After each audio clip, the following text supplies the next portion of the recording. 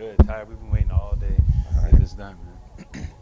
All right. What's up, everybody at home? It's Ryan Nelson, and I'm here at the Network Music Conference in Orlando, Florida, standing with none other than DJ Drama. What's up, Drama? What's up, my guy? How you feeling? I'm feeling well. Can I ask, what are you doing here today at today's conference? I was invited by DJ Slim to talk on a panel, and I guess if anything, drop some jewels and speak to the people. And I mean, it was a network conference, so like I said, your network is your net worth. You know what I'm saying? So everything is about being in positions like this, being in conferences like this, putting yourself in those rooms where you can meet like-minded individuals as well as politic and do what we do best.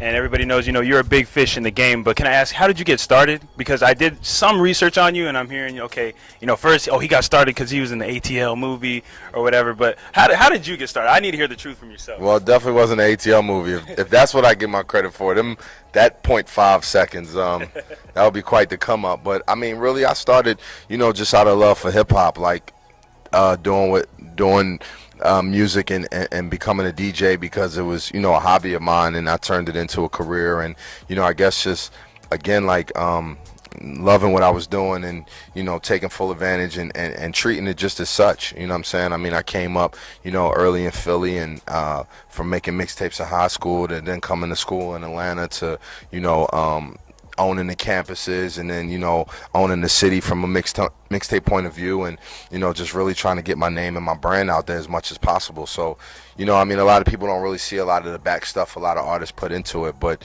by the time Gangsta Grills really popped, in my mind, I was 10 years in already. You know what I'm saying? And now looking back on it, I've been kind of in my position for a good 10 years. So like for me, it was I always thought about the easy part is getting there, the hard part is staying relevant and being able to stay there. So it just takes years of grind and dedication and consistency, and again, your network. I mean, I've been doing events like this and coming to events like this since I was a youngster. You know what I'm saying? So it's just that, it's just about placing yourself in those rooms. And you spoke on the Gangsta Grills mixtapes, and I myself am a huge fan of the Dedication series you have with Wayne. How did that get started? Because Wayne, originally being with Cash Money, how did that happen? I mean, originally being with Cash Money and still with Cash Money. For me, it was I came up. Lil Wayne was already a superstar to a degree. And, I was doing my mixtape series, and I got the opportunity actually just to reach out to him. I was on the road with Tip. And, I was doing Gangsta Grills, and I got on the phone with him, and, I was like, hey, let's do one. And he was like, cool, let's do it. And the concept Dedication came.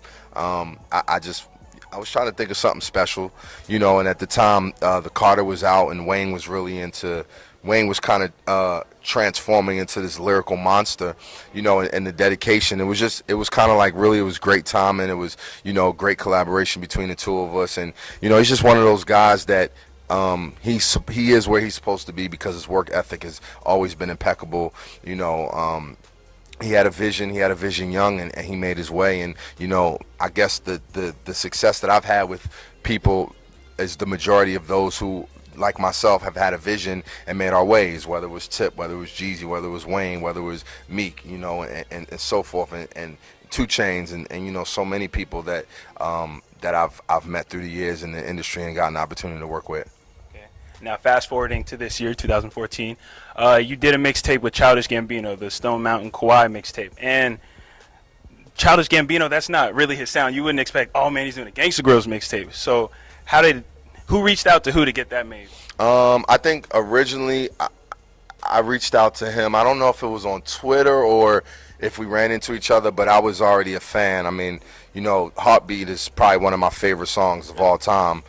So I definitely was a fan earlier. I mean, when it comes to music, I'm like, Gangsta Grills has a name and it has a brand that's aligned with quality street music. But through the years, I've always tried to do projects to show my range and to show that good music is good music, whether it's a Dead Prez Gangsta Grills, whether it's a Jean Grae tape, a Little Brother tape, a Pharrell tape, or even, branching out into R&B and doing a Chris Brown Gangsta Grills. But, taking Childish Gambino, I think I came to him, was a fan of his music first, and then, he clearly came to me and said, yo, I grew up on Gangsta Grills, him being from Georgia, growing up in Stone Mountain and everything. So he brought me the concept for the tape. I was definitely with it, you know, and I knew that a tape like that would surprise a couple people, you know, who might be reminiscent of recent tapes and so forth. But you know, for me, it was just it was a golden opportunity, you know, and I think that it was a big tape, you know what I'm saying? And he got to show his range, and you know, he gets to touch some of my fan base that might not be paying attention, and vice versa. Okay.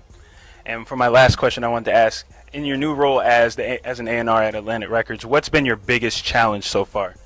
My challenge is that, you know, everybody doesn't have a hit record in their pocket. Because if they did have a hit record in their pocket, then everybody would have hit records. But you know, I think the challenge more than anything for me is just it's a new role for me. So you know, there's so many other things that I've mastered. So the challenge is being in a new position and excelling and exceeding as great as I can, you know what I'm saying? I mean, you know, it's something new for my resume, and I want to do the best that I can at it. And you know, a year in, it's just about learning the trade and knowing the difference between, you know, being necessarily DJ Drama, the artist or the DJ, and becoming DJ Drama, the A&R, and treating it just as such. So, you know, it's been quite the learning experience. Challenges come in every day because, you know, you meet thousands of artists, you know, and everybody has a great story. Well, everybody has a story, you know, some great, some not, you know, and everybody's very persistent. I mean, you know, the music business, since we're in 2014 going on 2015, I mean, you know, there's more artists than there are fans some days. Yeah. But you know, it's just being able to spot the talent and to be able to I guess kind of, you know, groom the talent. Well, thank you for your time. Absolutely. Ladies and gentlemen, DJ Drama.